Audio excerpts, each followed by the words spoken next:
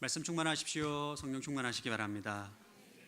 어린 양을 따르는 사람들 다섯 번째 이야기, 두아디라 교회에 관한 말씀입니다.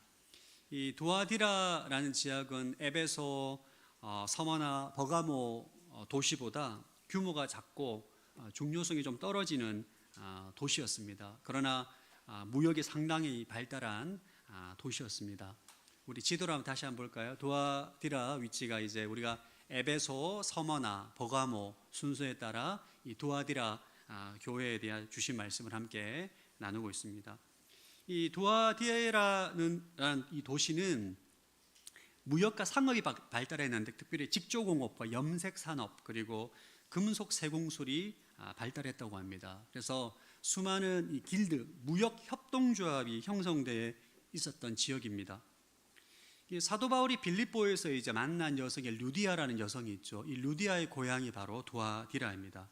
이 루디아가 이 두아디라 출신으로 이곳에서 생산된 자주 옷감을 파는 상인이었습니다. 지금으로 말하면 이제 여성 의류 사업가라고 이제 말할 수 있죠. 이 두아디라가 빌립보의 식민지였는데 이 루디아가 아마 이 빌립보의 사업차 그곳에 왔다 갔다 하면서 사도 바울을 만나게 된 것 같고 바울에게 복음을 듣고 회심하게 되죠. 이 두아디라 교회가 개척될 때 루디아가 상당히 도움을 주고 힘을 썼을 거라고 우리가 충분히 추정할 수 있습니다. 우리가 어린 양을 따르는 사람들이라는 주제로 일곱 교회를 살펴보고 있는데 우리 일곱 교회를 통해서 우리도 여러분 어린 양을 따르고 있는 사람들이잖아요. 그래서 우리가 계시록에 나와 있는 일곱 교회를 통해서 우리가 어린 양을 따라갈 때 직면하게 되는 많은 어려움들, 유혹들 이런 것들을 우리가 충분히 배울 수가 있습니다. 에베소 교회를 통해서 우리는 신앙의 본질은 사랑이다는 것을 우리가 다시 한번 발견하게 됩니다. 에베소 교회는 진리로 충만해서 영적 분별력을 가지고 있는 교회였습니다. 신앙의 열심을 갖고 있는 교회였는데 첫사랑을 잃어버린 거죠. 신앙의 열심은 있으나 사랑을 잃어버린 교회, 이것이 우리의 모습이기도 하죠. 그래서 첫사랑을 잃어버리지 않도록 우리가 정말 잘 하나님과의 친밀한 관계를 잘 유지해야 된다는 것을 우리가 배우게 됐고, 서머나 교회를 통해서 예수님을 믿을 때, 어린 양을 따를 때 고난을 받을 수 있다. 우리가 예수 믿을 때 고난 받는 것을 이상하게 여겨서는 안 됩니다. 또 고난 받았을 때 우리가 어떻게 대처해야 되는가에 대해서 우리가 함께 배웠습니다. 지난주 우리 버가모 교회를 통해서는 진리의 중요성을 우리가 배웠습니다. 그리고 교회 안에 잘못된 가르침이 들어오게 되잖아요. 잘못된 가르침을 용납하게 될 때 교회가 큰 어려움과 분절과 다툼이 생기게 됩니다. 그래서 우리는 교회는 사랑만 있어도 안 돼요. 진리가 함께 있어야 됩니다. 사랑과 진리가 균형을 가질 때 교회는 건강한 교회로 세워지게 되는 거죠. 오늘은 두아디라 교회를 통해서 영적 교훈을 배우고자 합니다. 첫 번째 우리가 배우는 교훈은 영적으로 성장하라입니다. 예수님께서 두아디라 교회를 먼저 칭찬부터 하셨는데 어떤 칭찬을 하셨는가? 우리 19절 시작. 나는 내 행위들과 사랑과 믿음과 봉사와 내 인내를 알고 너희 처음 행위들보다 나중 행위들이 더 낫다는 것을 안다. 예수님은 모든 것을 아시는 분이십니다. 두아디라 교회의 모든 행위들을 아시는데 이들의 처음 행위들보다 나중 행위가 더 낫다. 이걸 칭찬하신 거죠. 그러면 두아디라 교회 행위가 어떤 행위들인가? 19절에 보면 4개의 단어가 나옵니다. 사랑, 믿음, 봉사, 인내. 사랑, 믿음은 우리가 다 잘 알고 있는 건데 인내는 소망의 열매입니다. 그래서 사도 바울이 늘 강조했던 믿음, 소망, 사랑이 이 두아디라 교회에 있었던 거죠. 두아디라 교회는 한마디로 말하면 신앙의 본질이 힘이 있는 교회였습니다. 믿음과 소망과 사랑이 있는 교회. 그런데 처음 행위들보다 나중 행위가 더 낫다는 것은 시간이 지날수록 이 두아디라 교회는 더 영적으로 성장하는 교회였다는 거죠. 영적인 진보가 있는 교회. 신약 성경은 우리에게 그리스도인의 성장에 대해서 말하고 있습니다. 우리는 신앙에 성장해야 돼요. 여러분 자녀를 키우시는 분은 아시겠지만 자녀들은 무럭무럭 자라잖아요. 저희 애들 커가는 거 보고 깜짝깜짝 놀랍니다. 진짜 너무 무럭무럭 자랍니다. 근데 여러분 애가 안 크면 어떻게 되죠? 부모님들은 근심하고 문제가 있는 거잖아요. 애가 안 자르면 마찬가지로 영적으로도 마찬가지. 우리가 신앙이 성장해야 됩니다. 근데 우리 육신은 시간이 지나면 밥을 잘 먹으면 잠을 잘 자면 성장하는 게 시간이 지나면 자연스럽게 이루어지지만 영적 성장은 그렇지 않아요. 그럼 신앙의 연수가 많아질수록 영적으로 성장할까요? 그렇지 않습니다. 교회를 오랫동안 다녀도 영적으로 성장하지 않을 수가 있고 오히려 더 퇴보할 수가 있습니다. 성경에 보면 신앙의 연수가 많아질수록 영적 성장보다는 오히려 퇴보하는 예가 더 많습니다. 우리가 너무나 잘 알고 있는 솔로몬을 보십시오. 젊었을 때 얼마나 성령 충만했습니까? 얼마나 하나님을 경외했습니까? 노년이 되니까 여러 많은 이방 여인들을 취하고 우상 제단까지 만들었습니다. 우시야 왕을 보십시오. 젊었을 때 얼마나 하나님을 경외했는데 나이가 들수록 교만함으로 변질되고, 다윗도 노년에 범죄함으로 넘어지는 예를 우리가 보게 됩니다. 계시록에 나오는 에베소 교회도 보면 그래요. 시간이 지나면 지날수록 신앙에 대한 열심과 말씀은 많이 하는데 사랑을 잃어버린 거죠. 영적으로 오히려 퇴보하게 되는 모습을 보게 됩니다. 오늘 도아디라 교회를 통해서 우리는 이렇게 한번 질문해 봐야 됩니다. 나는 지금 영적으로 성장하고 있는가? 오늘 여러분 이 설교 말씀을 듣고 예배를 드리고 난 다음에 한 주간 한번 생각해 보십시오. 나는 영적으로 성장하고 있는 신앙인가? 우리 주위에 보면 그런 말씀 종종 하십니다. 나 때는 말이야. 나 때는 말이야. 연세가 많거나 경험이 많으신 분들이 주로 이제 말을 많이, 이걸 요즘 친구들은 라떼, 카페라떼가 아니고 라떼는 말이야 이렇게 얘기하는데, 우리 주위에 종종 그런 말씀하시는 분들 있습니다. 나도 한때 성령 체험했고 은사도 있고 사역도 많이 해봤다, 수련회도 해봤고 라떼는 뭐 전도도 많이 했다, 선교도 많이 했다, 봉사도 많이 했다, 하나님의 사랑도 충분히 경험했다, 믿음으로 순종해서 하나님의 능력과 기적을 경험했다, 이런 말들을 하는 분들이 종종 있습니다. 그럼 우리가 질문해 봐야 돼요. 지금은요? 여러분은 어떻습니까? 여러분, 세상에는 달인이 있습니다. 전문가. 어떤 한 영역에 10년 정도 일을 하면 그 영역의 전문가가 되고 달인이라고 불러요. 그러나 신앙은 그렇지 않습니다. 과거에 성령 충만했다고 해서 지금 성령 충만을 보장해 주지 않습니다. 왜냐하면 하나님은 영원히 현존하는 분이기 때문이에요. 그러니까 신앙은 여러분 현재를 사는 겁니다. 지금 이 순간 여기. 나의 영적인 상태는 과거에 너무나 놀라운 은혜를 경험하고 은사를 경험하고 여러 많은 하나님의 역사에 쓰임받았다고 하더라도 지금 이 순간 여기 내가 어떤 상태냐가 나의 영적 상태인 거죠. 그래서 우리의 영적 상태는 지금 이 순간 여기 내가 어떠한 하나님과의 관계를 갖고 있느냐가 나의 영적인 실제입니다.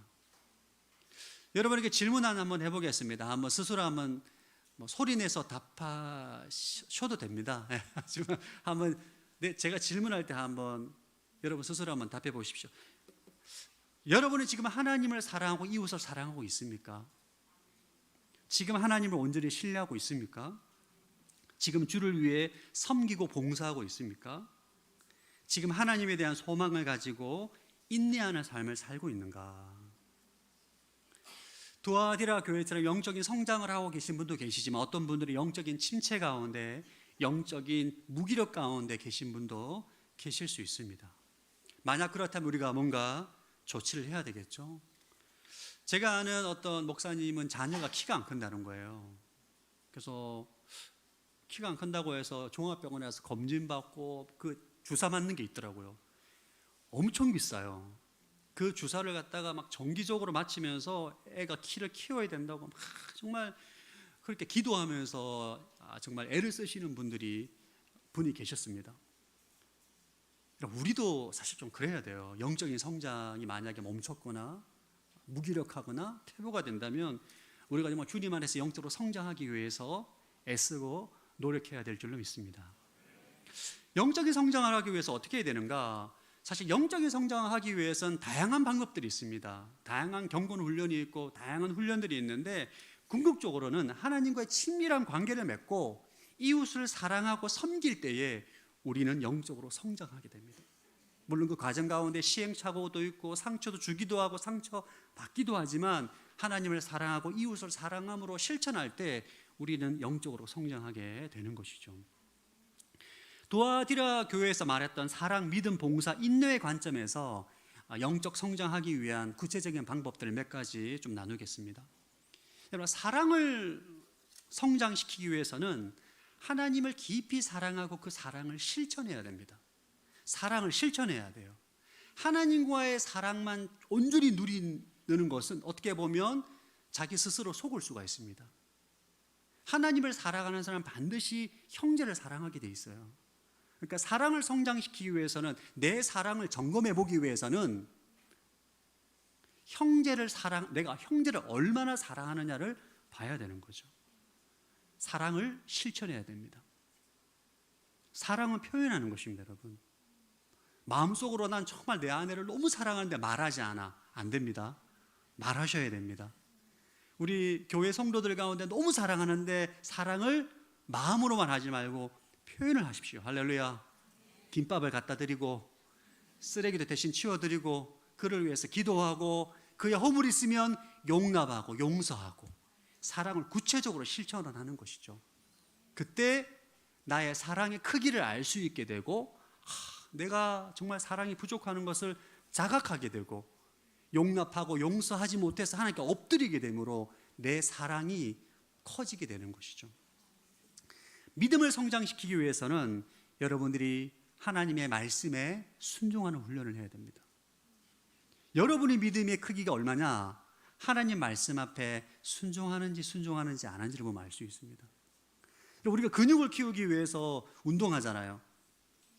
운동을 하면 이 근육이 커지잖아요. 물론 운동할 때 근육통도 있죠. 마찬가지입니다. 우리는 순종의 근육을 키워야 돼요. 순종을 통해서 믿음의 근육을 키워야 됩니다. 봉사, 섬김을 성장시키기 위해서는 여러분 실제적으로 하나님을 사랑함으로 봉사와 섬김을 행해야 됩니다. 자기 중심적인 신앙에서 벗어나야 되는 거죠. 봉사와 섬김을 내 유익의 기준의 관점에서 봉사를 하면 그게 봉사가 안 됩니다. 필요한 게 보이기 때문에, 도움이 필요하기 때문에 내가 지금 힘들지만 봉사를 하고 섬기는 것이죠. 그때 우리는 우리의 섬김이 성장하게 되는 것입니다. 작은 섬김부터 시작하십시오. 인내를 성장시키기 위해서는 하나님의 때를 기다릴 수 있어야 돼요. 기다리는 게 어렵지 않습니까? 인내가 어려워요.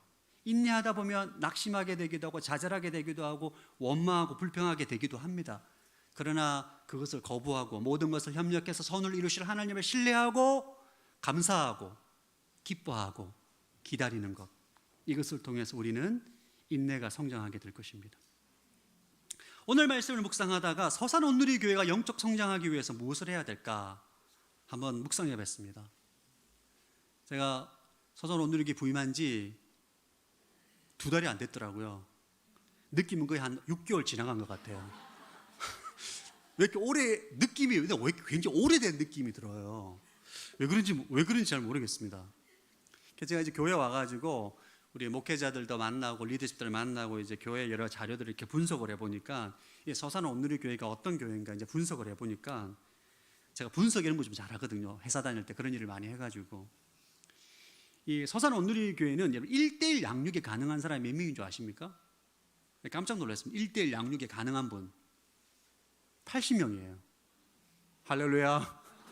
동반자가 없어요 지금. 이 말은 교회가 내실이 정말 잘 다져진 교회예요. 우리 전희 목사님께서 정말 내실을 잘 다져가지고 교회가 양육이 잘 돼 있어요. 이게 예배드리고 또 양육받고 양육하고 이런 것들 굉장히 잘 돼 있습니다. 선교 서산 M센터를 통해 선교에도 굉장히 헌신되어 있고 선교 헌금이라든지 굉장히 많이 헌신되어 있는 것을 제가 알게 됐습니다. 보완해야 될 게 발견했습니다. 뭐냐면 사랑을 실천해야 돼요. 사랑. 어떻게? 복음을 전함으로 이웃에게 사랑을 실천해야 됩니다. 할렐루야. 지역 사회를 위해서, 지역 주민들을 위해서 우리가 봉사하고 섬기는 사랑의 실천이 필요하다. 우리가 그 부분을 보완하면 서산 온누리교회가 더욱더 영적으로 성장하는 교회가 될 줄로 믿습니다. 교회의 존재의 이유는 우리를 위해서 있는 게 아닙니다. 교회의 존재의 이유는 지역 사회와 열방과 나라를 위해서 있는 것입니다. 복음을 전하는 것은 사랑을 실천하는 거예요. 여러분, 내가 정말 맛있는 맛집에서 음식을 먹잖아요. 여러분들 가만 안 있잖아요. 블로그 올리고 인스타 올리고 막 카톡에 막 소개하잖아요. 그렇지 않습니까? 그렇잖아요. 근데 이 예수 그리스도의 복음이 너무 좋으니까 이 복음을 전하고 안 전하면 내가 너무 마음이 힘든 거예요. 전하고 싶은 거예요. 이게 이웃 사랑이 실천이 바로 복음 전도가 바로 이웃 사랑의 실천입니다. 서산 온누리교회 전도 빼고는 다 아는 것 같아요. 할렐루야. 올해는 전도에 그냥 초점을 맞추고 전심 전력 투구하기로 했습니다. 할렐루야. 여러분, 한 명만 전도합시다. 한 명만. 네, 한 명만. 우리 옆 사람에게 한 명만 전도합시다 말하겠습니다. 여러분, 전도가 사랑의 실천입니다. 전도가 사랑의 실천이에요. 우리는 복음을 전해야 돼요. 그리고 지역 사회를 섬겨야 됩니다. 서산 온누리교회가 서산에서 빛과 소금의 사명을 감당하는 교회로 더욱더 수고할 때 물론 수고스럽죠. 힘들죠. 때로는 내 시간을 소비해야 되고 내 돈을 소비해야 되고 많은 부대낌이 있을 수 있습니다. 그러나 그 과정을 통해서 우리는 더욱더 주님과의 친밀한 관계와 영적 성장을 하게 될 줄로 믿습니다. 올 한 해 우리가 어떻게 하면 더 교회가 영적으로 성장할 수 있을지 깊이 고민하고 실천하는 한 해가 되기를 축복합니다. 두아디라 교회를 통해 배우는 두 번째 교훈은 거룩한 삶과 성품을 가지라는 것입니다. 예수님은 두아디라 교회가 영적으로 성장했다고 칭찬하고 난 다음에 책망을 하시는데 책망에 대한 내용이 칭찬보다 압도적으로 많습니다. 자, 우리 20절 말씀 시작. 그러나 내가 내게 책망할 것이 있으니 내가 이세벨이라는 여자를 용납하는구나. 그 여자는 스스로 예언자라고 하며 내 종들을 가르치고 유혹해 그들로 음행하게 하고 우상에게 바쳐진 음식을 먹게 했다. 이 두아디라 교회에 이세벨이라는 여자가 있었습니다. 이 여자가 스스로 나는 예언자다 칭하고 예수님의 종들에게 가르치고 유혹해서 음행하게 했다. 그리고 우상에게 바쳐진 음식을 먹게 했다. 우상 숭배에 참여하게 했다는 거예요. 여기서 이세벨은 누구냐 도대체? 이세벨은 실존 인물입니다. 본명이 이세벨이냐? 본명을 이세벨로 보기는 어려워요. 계시록은 굉장히 상징적인 용어, 발람, 바벨론, 예루살렘 상징적인 명칭이 나오는데 이 이세벨이라고 명칭한 이유는 구약의 아합 왕의 아내였던 이세벨이 북이스라엘이 바알 숭배에 지대한 영향을 줬던 인물이죠. 이처럼 두아디라 교회에 악한 영향을 끼쳤던 여인이기 때문에 이세벨이라고 칭하는 것입니다. 당시 두아디라 지역에서는 경제 활동을 사업을 하기 위해서는 무역 협동조합, 길드에 가입을 해야 돼요. 예를 들면 금속 세공 협동조합, 그 다음에 의류 협동조합, 길드가 있는데 그 길드에 가입을 하고 길드 활동을 해야만 사업을 하고 돈을 벌 수 있었습니다. 그런데 그 당시 길드는 길드마다 수호신을 섬겼다고 해요.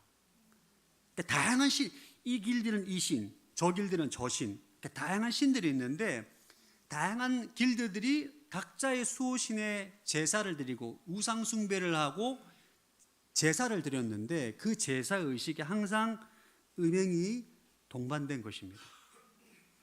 이런 상황이다 보니까 사업을 하는 우리 성도들은 딜레마에 빠지게 되는 거예요.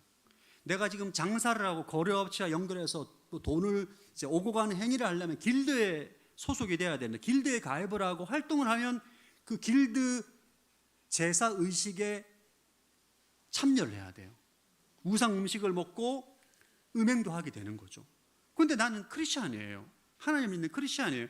하나님 믿는 크리스찬이고 그 길드 제사에 참석할 수가 없는데 안 하려니까 경제적으로 큰 어려움에 빠지게 되는 거죠. 이 딜레마에 빠지게 된 것입니다. 이런 딜레마에 빠져 있는 성도들에게 이세벨이라는 여자가 가르친 거예요. 무역협동조합에서 드리는 제사는 우상숭배가 아니다. 그냥 사업을 위해서 잠깐 참여하는 거다. 괜찮다. 죄책감 가지지 마라. 주님께서 다 이해해 주실 것이다. 너도 먹고 살아야 되지 않느냐 라고 자기 합리화를 한 거예요. 이렇게 하면 성도들에게 타협안을 제시한 거죠. 그러니까 노골적으로 하나님을 대적하지 않는데 혼합주의로 만든 것입니다. 이 두아디라 교회 성도들 가운데 이 사업 때문에 딜레마에 빠져있던 성도들은 이세벨의 말을 듣고 할렐루야 하고 동참하게 된 것입니다. 마치 구약의 여로보암이 금송아지를 만들어서 이것이 여호와 하나님이다 라고 말한 혼합주의 신앙인 거죠. 근데 문제는 교회가 이 이세벨을 전혀 제지하지 않았다는 거예요. 여러분, 두아디라 교회는 믿음, 소망, 사랑은 있지만 거룩함이 없는 교회입니다.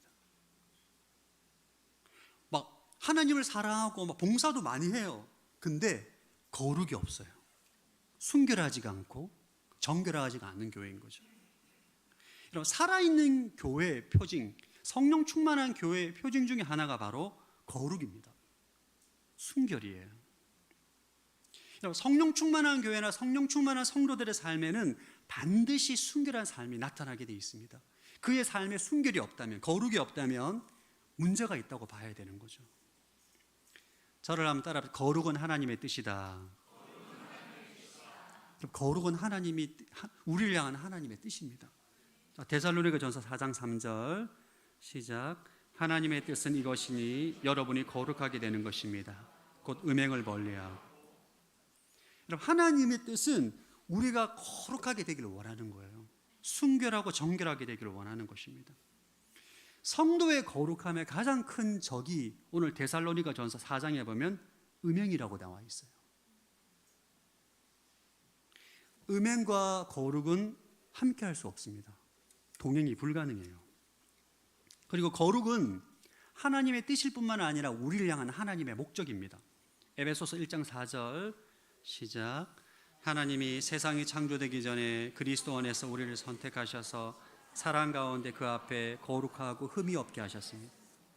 하나님께서 우리를 선택하셔서 우리를 연단하셔서 결국은 예수님처럼 거룩한 사람으로 성장시키는 것이 우리를 향한 하나님의 목적인 거죠. 여러분, 진짜 부흥은 교회 안에 사람이 많아지는 게 부흥이 아니에요. 진짜 부흥은 성도 한 사람 한 사람 안에 거룩함의 능력이 나타나는 것입니다. 한 사람 한 사람 안에 거룩과 순결과 정결의 능력이 나타나는 것이 진짜 부흥이고, 그렇게 진짜 거룩의 부흥이 나타나면 사람들이 그 교회를 볼 때 흠모하게 돼요. 아, 저 교회는 정말 거룩하고 순결하구나. 그러면 사람들이 모이게 되는 겁니다. 그게 진짜 부흥인 거죠. 여러분, 교회가 우리가 건물을 예쁘게 지었는데 갑자기 교회 안에 사람들이 갑자기 몰려들잖아요. 그건 부흥이 아니고 재앙이 될 수 있습니다. 각자 가지고 있는 가치관과 세상의 가치관과 정욕이 엉켜가지고 무리가 지어지고 분열이 되고 다툼이 돼서 교회가 싸움터가 됩니다. 그건 부흥이 아니에요. 여러분, 거룩은 능력입니다. 그러니까 우리가 성도들 한 사람 한 사람의 거룩의 부흥이 나타나게 되면 생명의 능력이 나타날 뿐만 아니라 그 사람을 통해서 하나님께서 일하시기 때문에 마귀는 교회의 거룩을 무너뜨리기 위해서 수단과 방법을 가리지 않습니다. 마귀는 교회의 거룩을 무너뜨리기 위해서 외적으로는 핍박과 박해를 하거든요. 그런데 핍박과 박해를 하면 교회가 순결해집니다. 아이러니하게 제가 겪어보니까 그렇더라고요. 교회가 싸움이 일어나고 문제가 많을 때 박해가 일어나잖아요. 싸움과 문제는 다 사라집니다. 할렐루야. 모든 비본질적인 요소는 다 사라집니다. 신앙의 본질을 회복하게 되고 순결해지게 돼요.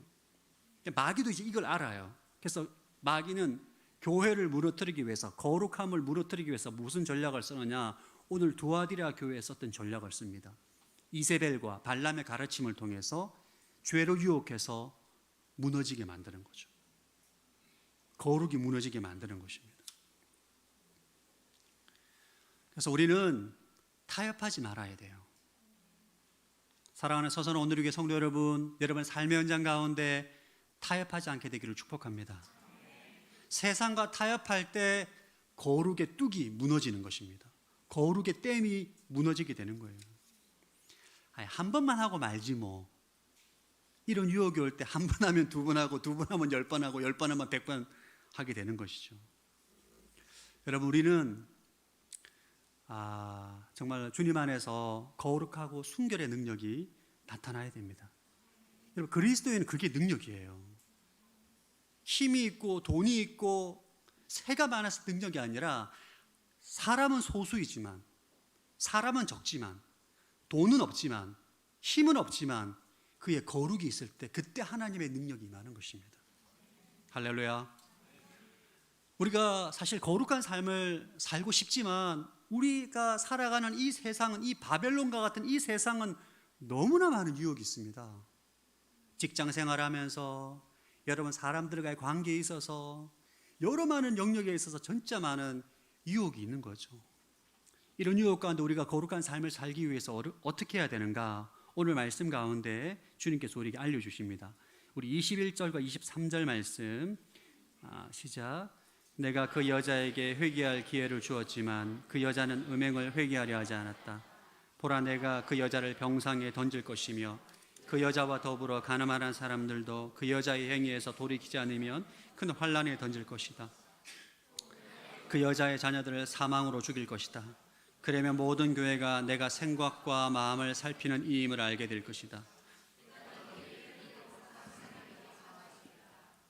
예수님은 이세벨에게도 회개할 기회를 주시고 이세벨을 따랐던 모든 사람들에게도 회개할 기회를 주십니다. 우리가 이 땅을 살아갈 때 실수할 수 있습니다. 넘어질 수 있고 타협할 수 있어요. 하나님께서 회개의 기회를 주십니다. 성령께서 마음에 찔림을 주시고 감동을 주실 때 회개해야 됩니다. 회개하지 않으면 무서운 말씀을 하십니다. 이세벨을 병상에 던질 것이다. 질병으로 징계한다는 거죠.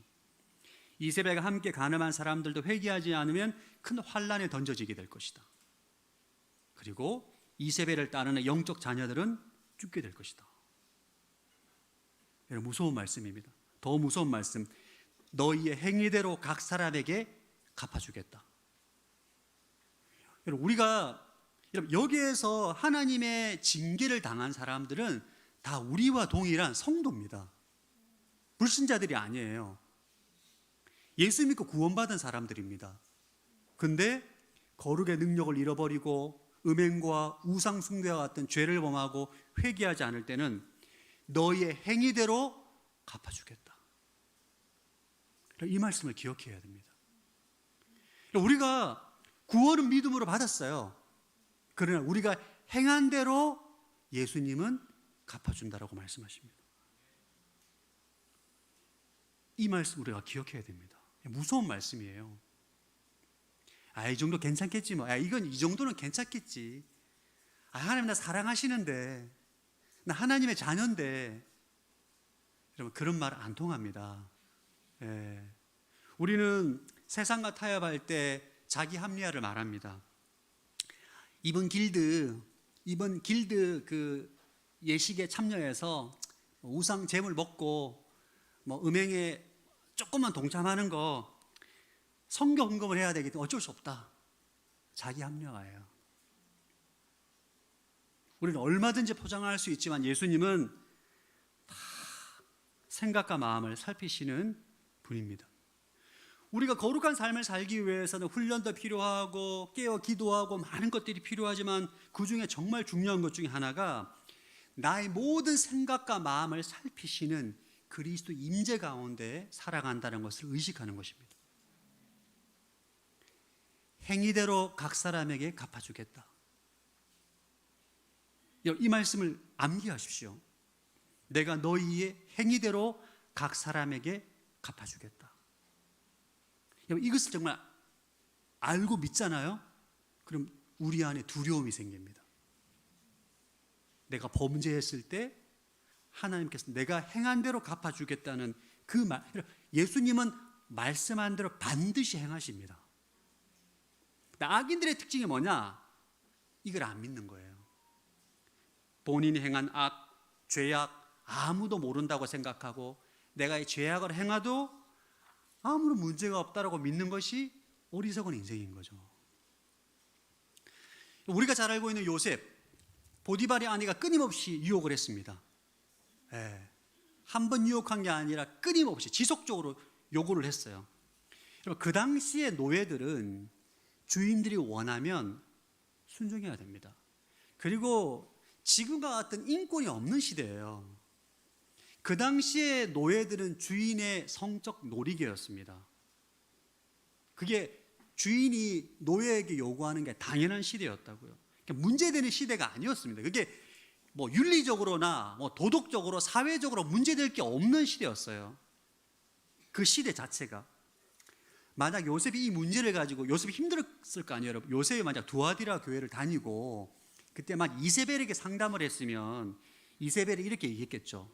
요셉 괜찮아, 다 그래, 옆집에 다니엘도 그랬다고 하더라, 이번에 보디발 안에 잘 보여, 이거 어떻게 보면 하나님께 주신 기회일 수 있어, 너 자유인이 될 수 있어, 이렇게 말했을 가능성이 있어요. 한 번만 허락해줘.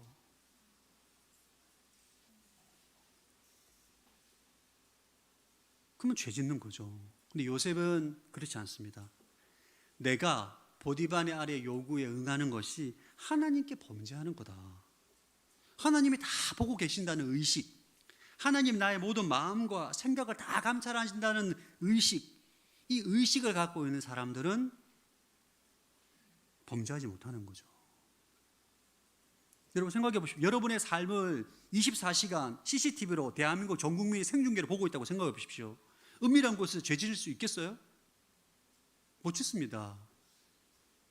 우리가 정말 나의 모든 생각과 마음을 감찰하시는 그리스도가 나와 함께 하시고 보고 계신다는 임재의식 가운데 살아갈 때 우리는 죄의 유혹을 이길 수가 있습니다. 할렐루야. 서산 오늘의 교회 거룩함의 능력이 나타나는 한 해가 되기를 축복합니다.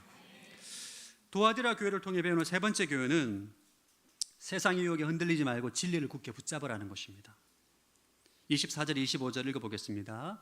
시작. 그러나 나는 이러한 가르침을 받지 않고 소위 사탄의 기쁜 것들을 알지 못하는 두아디라에 나와 있는 너희 남은 사람들에게 말한다. 나는 너에게 다른 아무 짐도 지우지 않을 것이다. 다만 너희는 너희가 가지고 있는 것을 내가 갈 때까지 굳게 붙잡으라. 두아디라 교회에 소위 사탄의 깊은 것들, 이세벨의 가르침을 따르지 않은 남은 사람들이 있었습니다. 믿음의 사람들이죠. 그들에게 권면합니다. 예수님께서 세상에 수많은 유혹이 있을지라도 경제적인 어려움이 있잖아요. 그럼에도 불구하고 내가 다시 갈 때까지 진리를 끝까지 붙잡으라는 거예요. 승리하라는 것입니다.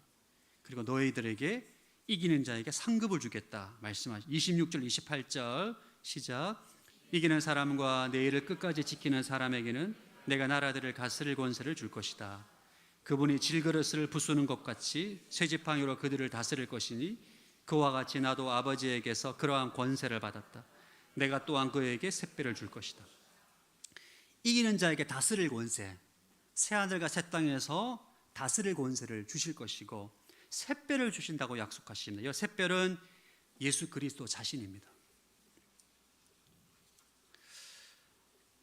여러분, 이 계시록 말씀 7교회에서 공통적으로 말씀하고 있는 것은 끝까지 붙잡으라, 죽도록 충성해라, 세상의 유혹에 넘어가지 말고 어린 양을 끝까지 따라가고 충성해라. 그런 인생들 가운데 하나님께서 상급을 주실 것이다 계속 말하고 있죠. 오늘 두아디라 교회는 내가 갈 때까지 굳게 붙잡아라, 진리를 붙잡아라 말씀하고 있는데, 우리가 정말 주님 오실 때까지 굳게 붙잡아야 될 진리가 무엇일까? 우리 계시록 17장 14절 말씀 한번 읽겠습니다. 시작.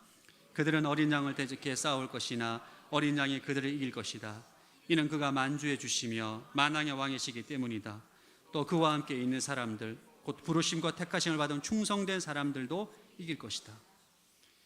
여러분, 계시록 17장 14절 말씀 우리가 붙잡아야 돼요.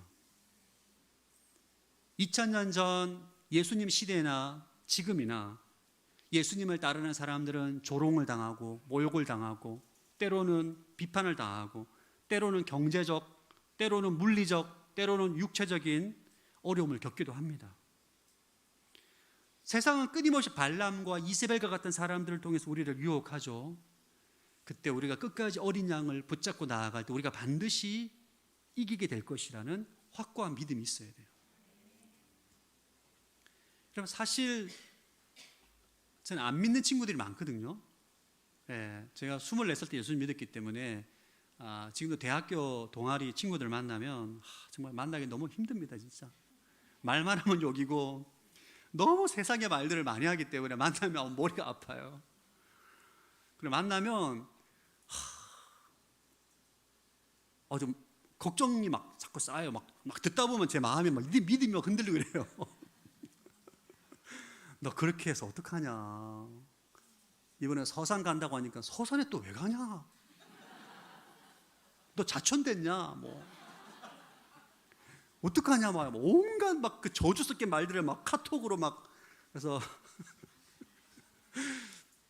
이런 여러분, 우리가 이 땅에 예수님을 따라 우리가 정말 예수님을 따라가는 게 낮은 길로 가는 거잖아요.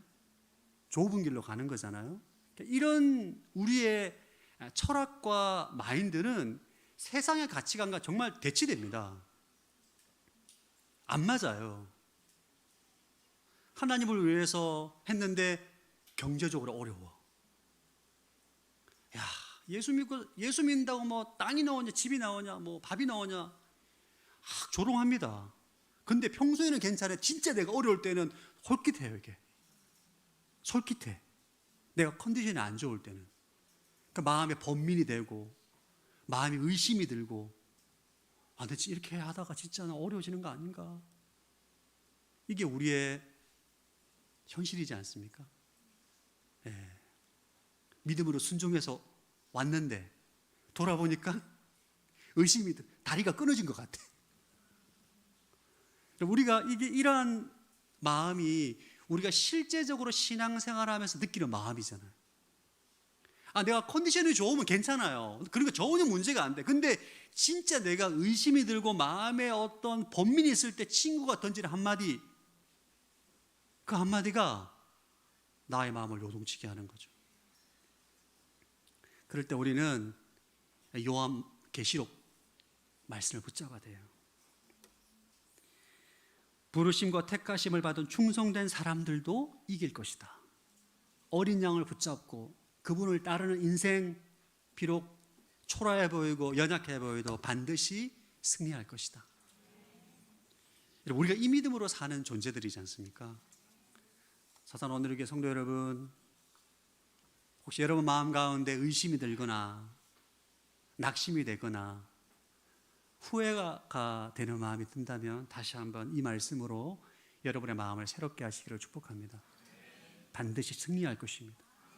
하늘의 상급이 있습니다. 여러분 인생 가운데 다시 한번 어린 양과 함께 동행하는 귀한 은혜가 있기를 축복합니다.